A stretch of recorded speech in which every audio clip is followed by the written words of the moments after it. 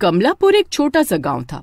इसी गांव में रीमा और मीना नाम की दो औरतें रहा करती थी। रिश्ते में वैसे तो दोनों देवरानी और जेठानी लगती थीं, लेकिन दोनों के बीच में 36 का आंकड़ा था। दोनों एक दूसरे को फूटी आंख भी नहीं सुहाती थी। एक दिन, मोहन के बापू, मेरा तो आज कुछ चटपटा खाने को जी कर रहा है।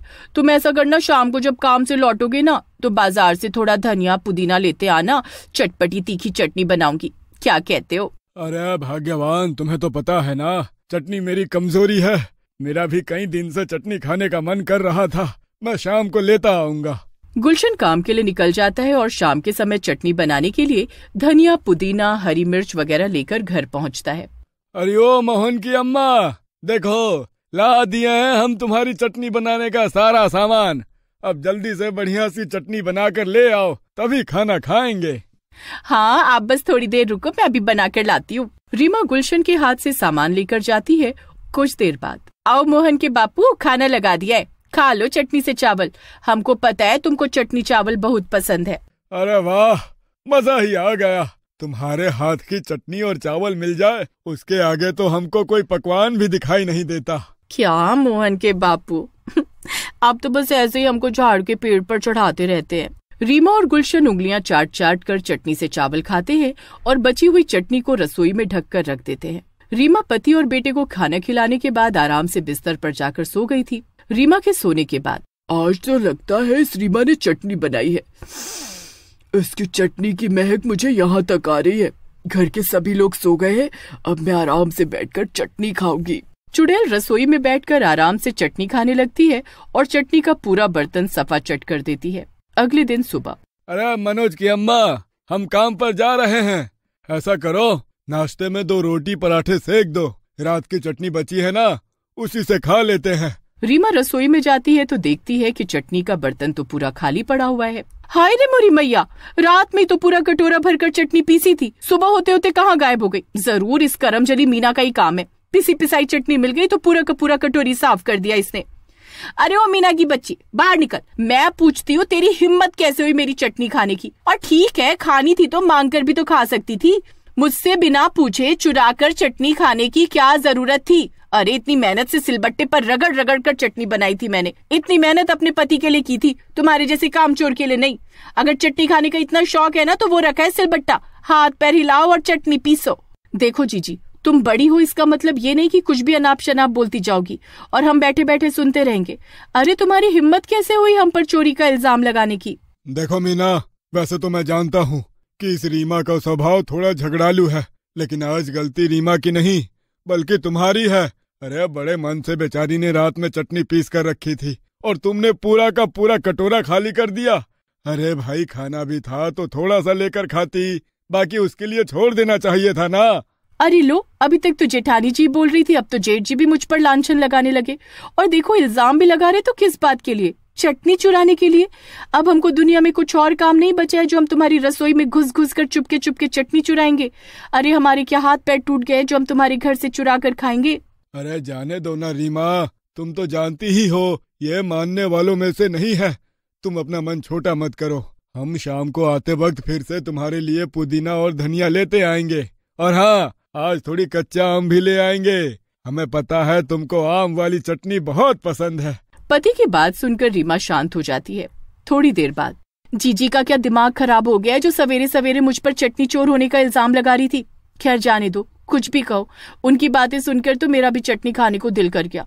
ऐसा करती हूँ, आज मैं भी चटनी पीसी लेती हूँ। रात में सोनू के बापू काम से आएंगे तो चटनी खाकर खुश हो जाएंगे। ऐसा सोचकर शाम के समय मीना भी अपने पति के लिए चटनी पीस कर रख लेती है। सोनू के बापू, सुनते हैं? ये देखो, चटनी बनाए हैं आज हम आपके लिए। और हाँ, कल बड़ा उछल कर शोर मचा रही थी ना जेठानी जी, आओ देख लो। जब हमको चटनी खानी होती है ना तो हम खुद पीस लेते हैं। किसी के रसोई में घुसकर चोरी करने की हमारी आदत नहीं है। अरे भाग्यवान, तुम दोनों देवरानी जेठानी की रसोई अलग हो गई, उसके बाद भी तुम दोनों को चैन नहीं। हर छोटी छोटी बात पर लड़ाई झगड़ा करना शुरू कर देती हो। अब इस चटनी जैसी चीज के लिए घर में लड़ाई झगड़े होंगे क्या? चुपचाप खाना खाओ और जो चटनी बची है उसे रसोई में रख दो। हम सब। पति के फटकारने पर मीना चुपचाप खाना खाने लगती है और बची हुई चटनी रसोई में ढक कर रख देती है। मीना के घर से आ रही आवाजों को सुनकर चुड़ैल को पता लग जाता है कि आज मीना ने चटनी बनाई है। लगता है आज इस मीना ने चटनी बनाई है। वाह वाह वाह, मजा ही आ गया। बस एक बार ये सब लोग सो जाए, उसके बाद मैं आराम से रसोई में जाकर चटनी का मजा लूंगी। और जैसे ही घर में सभी लोग सो जाते हैं, चुड़ैल बड़े आराम से रसोई में आकर चटनी खाने लगती है।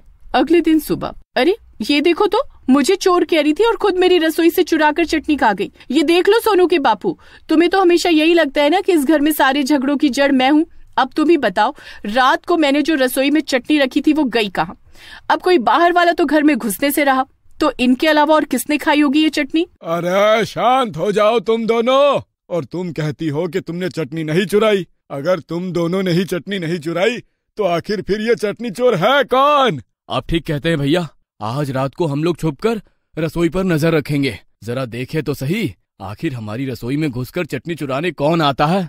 गुलशन, रमेश, रीमा और मीना चारों छुपकर रसोई के बाहर इंतजार करने लगते हैं। रात के 10:30 बजे होंगे कि अचानक से उन्हें रसोई में किसी की पायल की आवाज सुनाई देती है। अरे ये क्या, आज तो इन रीमा और मीना ने चटनी बनाकर रखी नहीं है। अब मैं क्या करूं? मेरा तो चटनी खाने का बहुत दिल कर रहा है।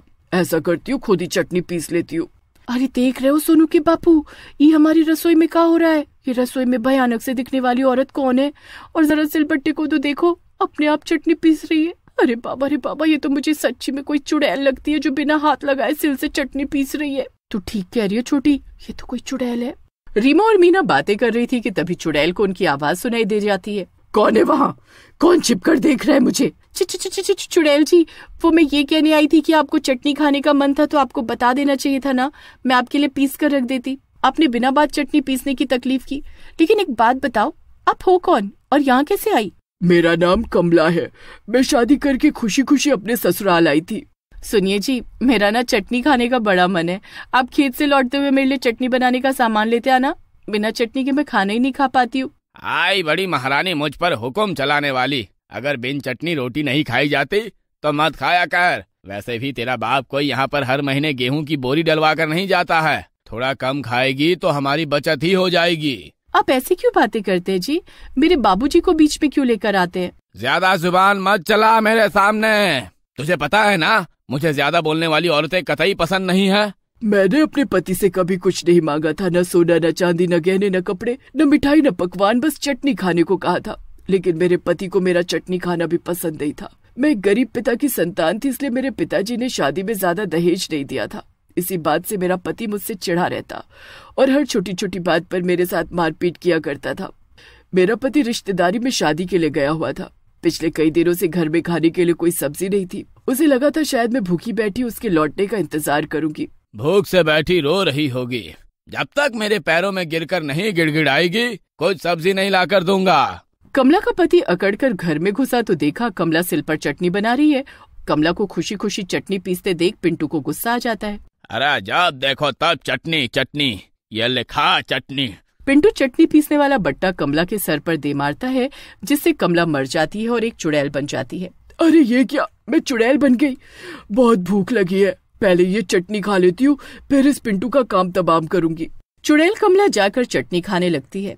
भरपेट खाने के बाद वो बिस्तर पर सो रहे अपने पति को उठाकर हवा में उछाल देती है और फिर बॉल की तरह जमीन पर दे मारती है। उसके बाद वो बची हुई चटनी पिंटू के पूरे मुंह पर रगड़कर उसे कैलेंडर की तरह बाहर दीवार पर टांग देती है। अपने पति को मारकर कमला का बदला पूरा हो गया था, लेकिन उसकी चटनी खाने की आदत अभी गई नहीं थी। इसलिए अब वो रातों में गांव के घरों में घुसकर चटनी चुरा कर खाती थी। अपनी कहानी सुनाने के बाद कमला चुड़ैल चटनी खाते हुए वहां से गायब हो जाती है और रीमा और मीना भी सच्चाई जानने के बाद एक दूसरे पर चोरी का इल्जाम लगाने के कारण माफी मांग लेती हैं।